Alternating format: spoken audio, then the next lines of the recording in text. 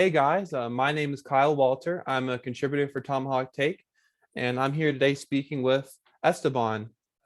Esteban, thank you so much for taking the time to speak with us today. My pleasure, Kyle. Thanks for having me, brother. For anybody who may be unfamiliar with his work, he runs the Authentics department for the Miami Marlins. So, Esteban, the first thing I'll ask you is, how did you get into the authentic side of the industry? What really made you interested in it? That's a great question. So I think it's probably going to be specific to my team, the Marlins. I've been a collector myself, mostly jerseys and helmets for the better part of like 12 to 15 years. And after COVID hit, the gentleman that was working for the Miami Marlins as the coordinator, or actually right before it hit, he actually stepped away because he was going to pursue a sort of business opportunity for himself. And then, of course, the program got hit. A lot of furloughs, unfortunately, as was seen throughout all, MLB. Yeah. And it got dropped into my boss's sort of lap, but he oversees so many other things, being a VP with the Marlins, that the program was just not really being handled. So I remember at one point chatting with him on a phone call about an item that I was interested in, and I'm like, hey man, I'm a school teacher. My summers are pretty wide open. And he's like, oh yeah, let's talk about it. This was like in September 2020, and then come summertime 2021. I still remember that, and I'm like, hey man, like I would really like to sort of help you guys with this. I'm knowledgeable, I'm well connected in the community. I could bring a lot to you guys, more so than say like somebody that you would just hire off the street who wouldn't be as knowledgeable as I am. Yeah, definitely. And he's like, all right, let's make it happen. So July 27th was my first day. I'm still a full-time English teacher at a high school here. I have juniors and seniors, and I basically drive down during the home series. I'll take that Friday off from work, drive down to Miami, work all day, filling orders, doing as much inventory as I can, because the inventory itself was sort of just sort of sat there for almost 2 seasons. And then of course now we have the end of season 2021 items coming in too, so that's exciting. But yeah, that's basically how it happened. It's to me, Kyle, to kind of put it to you in the most surreal kind of way, I'm selling items now, working for the Miami Marlins, to people that I had dealt with previously as Esteban, the collector. And I think that's such a cool feeling. There was a gentleman actually that came down to the ballpark to grab an item that we sold him. And it's a person that I had met previously when he sold me something, and I just met him down in South Florida, Yeah, that's awesome. at a gas station, to fulfill the transaction. And it's just such a cool, like it's almost like a circle of life sort of effect going on here. That's really cool. All right, so moving on to my next question. What kind of window can you give, like the average baseball fan who may not know much about it, into the authentication process? So I think a lot of people don't really understand how a ball gets from, a line out to shortstop to being sold in the Marlins team store or the Braves team store or anything like that. Yeah, and I'm glad you brought up baseballs, because all these items sort of have their different path to us, if you will. Baseball, each game, at least for us, the Marlins, we have 2 authenticators, one on each side, and they're tracking, and it's like very old school, if you will, on pen and paper, basically, the lifespan of a baseball. Sometimes I've seen authentications that give it 2-3 batters, and it's used for 8 or 9 pitches, maybe even a couple hits before it either ends up as a pitch in the dirt, a foul, and then we collect it. Obviously sometimes you have the ones that like are doubles and stuff like that in the gap that immediately just get thrown out or thrown off to the side. For the most part, just having witnessed it myself, the players, the coaches on both sides, they're pretty knowledgeable about what happens with baseballs. And oftentimes the folks that actually don't realize what's happening are the fans. They see a ball come in and immediately, that kid in them is like, hey, like I want to get a baseball, and they start waving their hands. Unfortunately for them, those balls are already sort of been ticketed to the authenticators, and they're going to store them there, and they basically divide them up. You have sort of the specialty baseballs, which are going to be the hits, the strikeouts, stuff of that nature. And then you have the detailed balls, which are going to be the ones that are, pitches in the dirt. You might get a ground out, fly out, stuff like that. And then basically they come into 2 piles to us, and we can sell them directly there. Usually by about partway through the game, I'll have a nice little selection. Oftentimes, I'll have somebody approach the kiosk during the game and say, "Hey, can I get a ball from tonight? It's first game for me and my daughter, for me and my son, whatever it might be." And those are the moments that are really special to me at the ballpark, because you can see them like, oh my gosh, like this ball that is now in my hand was literally on the field a couple innings ago. And I think it's a magical moment for them to kind of see that process and how it ends up in their hands. Yeah, definitely. That's awesome. Thank you so much for that kind of window into it for the average guy. All right, so my next question for you is, how much interaction would you say you have with the players, if at all? Yeah, I think it's hard for me to fully answer that now because of the world we live in. Unfortunately, with COVID, they've really tightened up, and it's not like security as a player safety, like somebody's going to come in there and do something silly.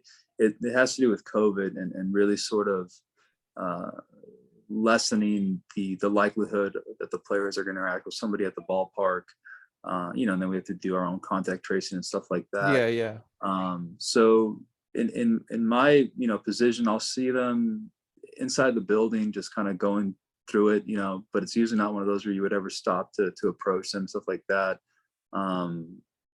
Once we're on the field, I can get as close as the dugout, but because of everything with COVID and the different sort of protocols that we have in place, I actually myself would not go into the clubhouse or the dugout while the players are present, mainly because of that I've already mentioned.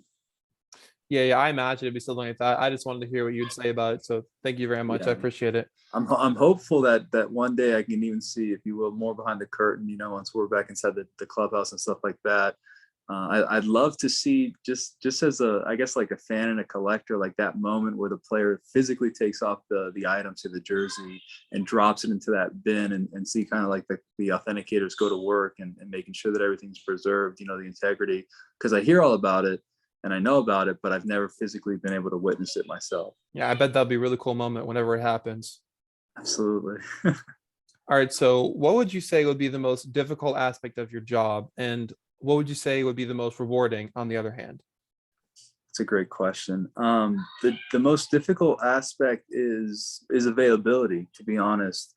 And it's not just like I'll get, because I'm connected with the game use on Facebook and stuff like that. I'll get on the fly, like as they occur, sort of like, hey, Juan Soto just hit a double. Did you guys collect that? I did that to And you a it's one little of bit. those. Yeah, it's okay. And it's one of those things where, like, first of all, we have a tracker that's not available to the public, so I can see things faster than, say, somebody who's just running numbers on the authentication website. But even that stuff is delayed in entering, usually 2 to 3 innings. The cool thing for me is, because we have such a good group, I can ask that question in a group chat, and as soon as the authenticator can take his eyes off the field, maybe in between innings, they're always really good about saying, yes, we got it, or no, we didn't. But even stuff like that sometimes is interesting. I'll give you an example.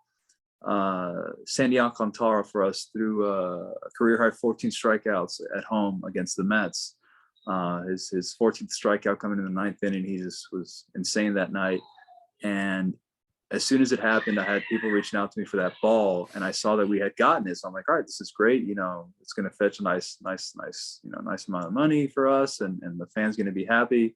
And I basically had it signed, sealed, and delivered. And then I'm looking through the ball once I'm back down there, looking for the physical ball to package up. And then I don't see it. And I'm like, it should definitely be in this special pile. Like, why isn't it here? And that's when I reached out to the authenticator. Then I said, oh no, I handed it to Sandy. So that's another thing that happens too. That's a 14 strikeouts. I think that's tied the second highest, in our franchise's history. And the players are also fans too. They want to be able to take something from that moment, their own sort of achievement, and sort of immortalize it, if you will. And I think we, when I say we, like the Marlins, and we also as collectors have to kind of keep that in mind too, that they're kids just like we are. Yeah, awesome. Thank you so much for that answer. All right, so since I'm doing this for Braves website, I got to ask you something Braves related. So, Sure. how was the experience of obtaining all of Freddie Freeman's, or all the ones you could get of Freddie Freeman's various cycle balls from his cycle this year in Miami, and putting them up for sale? Because I'm sure you got a lot of people reaching out to you for that stuff. Oh yeah. If I remember correctly, he completed the cycle on the home run And Yeah, I think it was the home immediately, run. yeah, and immediately on that, the first sort of notification, because I remember that night, I can't remember what I was doing. I definitely wasn't at the ballpark. It was like a midweek home game for us, and I found out that he hit the cycle through my boss saying, "Hey, we got this ball, we got that ball," because obviously that's a big deal. My first thought was, "Wow, there's people that chase, a player like career cycles. Hey, like I'll grab a single here from 2021. Here's a triple from 2020, and eventually they compile all four hits, and that for them is like a career cycle of a player's hits. Obviously the triples and the homers being the hardest to come by. I'm like, oh my gosh, in theory, we could have all of that from the same night. Like, it's just insane that we'd be able to get all that. Imagine what that one collector would be able to do with that. But then it became apparent, and this goes back to availability, that we had the double, we had the triple. The single was never recovered. It was just one of those balls that came back. Not a big deal at that point in the game. It's not like the single was the one that gave him the cycle. Yeah. And it probably got fouled out, or something else happened to the ball. We just never recovered it. So we still had the two, there were the three bigger pieces, including the home run. The home run was hit the dead center, and our authenticator could actually see it where it landed in the shrubs out there. I think it's artificial out there for us in center. And we were already working with one of the ball boys down, I believe, the right field line to retrieve it. So I knew we were going to get it immediately, but then word came, and I'm really glad that we did this too, that we had given that ball back to Freddie. It was authenticated. It's not like we never got to recover it. It was authenticated, but that then also was never made available because Freddie had it in his. That's awesome. I didn't know he got it. It's super cool. Yeah. And it's one of those where like the home run's always going to be the tough one to get. All the other stuff is going to stay in the field of play most oftentimes. So it's like a ground rule double. But to have that one be the one that gave him his second career cycle, and that we were able to get that for him, it's one of those things where you'll never see it on the bottom line. I won't be able to say, hey, I sold that. But at the same time, I know that we did right by the player, even if it wasn't our own player. It speaks volumes to the integrity of our organization as well. Yeah, that's really great. So have you guys actually sold the double or triple balls yet, or are those still just out there somewhere? We did sell them. Yes, we did. Awesome. Great. I'm sure someone will appreciate them very much, just like Freddie appreciates his ball. They went to the same collector. That's all I'll say. So they're in the same home. Awesome. All right. So if you're at liberty to share this, my next question is, how is a lot of the money that comes with selling authenticated items used by the organization, if you're allowed to say anything on it? That's a really, really good question. And not one that I'm entirely sure of, to be honest. I know that for us, we're kind of a separate entity from retail, technically, because retail is owned by Fanatics, as it is now across Major League Baseball. And that's within the last couple of years. So I don't know if the revenue that we generate goes into like a retail sort of bin, if you will, or if it goes somewhere else to the team. I know that we also work hand in hand with the foundation, so we always help them. And it can be in a couple different ways. We either give them back with some of our net proceeds, or we can also help them by giving them actual items. For example, this year, our Jackie Robinson Day items were never sold by the Authentics program. They were sold by the foundation, and that's how they, we were able to contribute to them. Awesome. And they were able to raise some money for a great cause. Awesome. Well, thank you for answering that to the best of your ability. So my last question for you is what I was looking forward to the most. And what is your favorite item in your collection? Since we talked earlier about the fact that you do collect a lot of stuff. So I'm going to answer the question myself first. I'm going to show you my favorite item. Sure. And then we can end with you. So I have a Stoneman Douglas hat from spring training of 2019 that was worn by William Contreras in that game. And I'm not sure, I'm sure you know about this, but like during that game, they wore the hats because of in honor of the victims of that shooting that happened that year or the year previous. And all the money for those sales went to charity. And I didn't acquire it that way directly. It was like earlier this year, but that's just for me, that's the coolest item I have in my collection. That's awesome. And obviously something that that was paying homage to an incredibly tragic moment. And I think especially hits home for me because the school that I work at, the high school, is a large school like Stoneman Douglas is. And I remember my first year there, I work at Windermere High School, talking about how, hey, it could happen there, it can happen anywhere. And we took that to heart, with some of the preparation that we would do, and try to instill into our students that, drills, and take them seriously and stuff like that. So that's an awesome piece, man. I'm glad that the Braves, who you would think would be otherwise disconnected, being in a different state, still felt that it was right for them to do that. I think Yeah, that's awesome of their organization. For me, it's man, I have a lot of jerseys. I don't really frame pieces, just because I like to be able to touch them and feel them, and look at them periodically. That's I think one of the coolest things about our hobby. I agree. But I do I do have one jersey that's framed. Let me see if I can get it on screen here. What's the button here? Is that it? It's a Jose Fernandez rookie jersey. Interestingly enough, it was actually authenticated to a day against the Braves. Oh wow, really? Yeah. That's amazing. But I remember looking at this jersey, and just through the glass, because I didn't want to open it, being able to actually photo match it to multiple starts from his rookie season, because it's authenticated. And that's one of the things that we didn't discuss, but we can if you want to. It's authenticated Sure, to a absolutely. date that he hadn't pitched. It was like a rest day for him. But because the jersey was so heavily worn, and I could even see it through the glass, I was able to photo match it to like 4 or 5 stars from his rookie year. And I did get it after he tragically died, and the 2 other gentlemen that were on the boat, unfortunately. So yeah, that's definitely my coolest piece. It's the one that I get to see every single day without having to go into a closet, and go searching for it. But yeah, the authentication process with jerseys is super interesting to me. And it's changed over the years. Like the process that they would have used back then in 2013 when Jose was a rookie, and now in 2021 is different. They use covert marks now, which is just this sort of like invisible ink, quote unquote invisible. If you know what to look for, you'll find it. Especially on like some of the darker colors, it kind of shows a little bit more than say like a white. But they basically use that, and then once they have established that mark, they can just simply scan the jersey's barcode multiple times throughout a season. So let's Huh. say you do the first one on, let's say the first time you wear a white jersey. So let's say April 1st, right? You could have a player wear that jersey 4, 5, 10, 15 times after the fact throughout the season. And you can scan it. So you basically add all these games, all these stats. For us as collectors, like we want to see those jerseys that are well worn. We want to see jerseys that have stats to them, because then instead of finding 4 or 5 jerseys to get a couple home runs out of them, you have one jersey that has all the home runs and stuff like Yeah. that. And without having to do photo matching and stuff like that, you have an authentication that gives you that. But there's a rub to that too.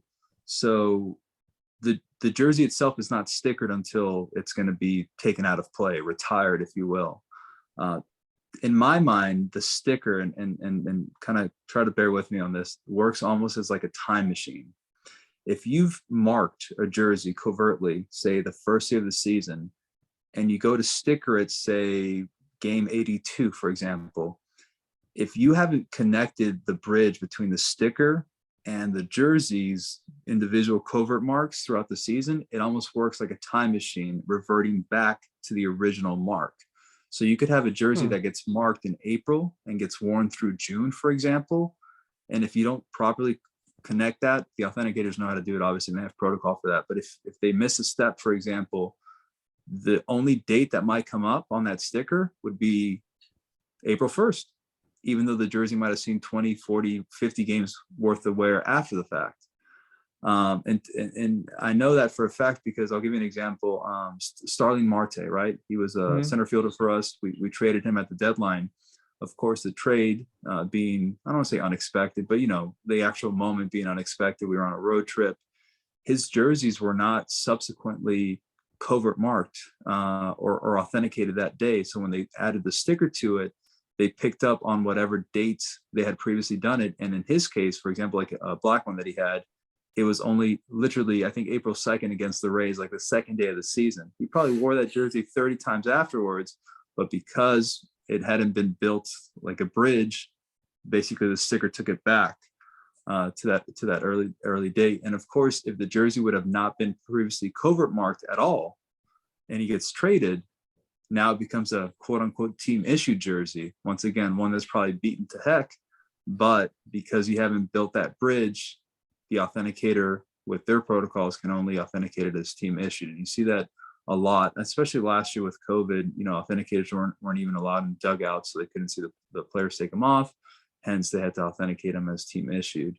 But I always say that the informed collector, will go through that painstaking process of trying to find photo matches and whatnot. So at the end of the day, you know what you have, even if the authentication is somewhat limited because of everything we've discussed. Yeah, definitely.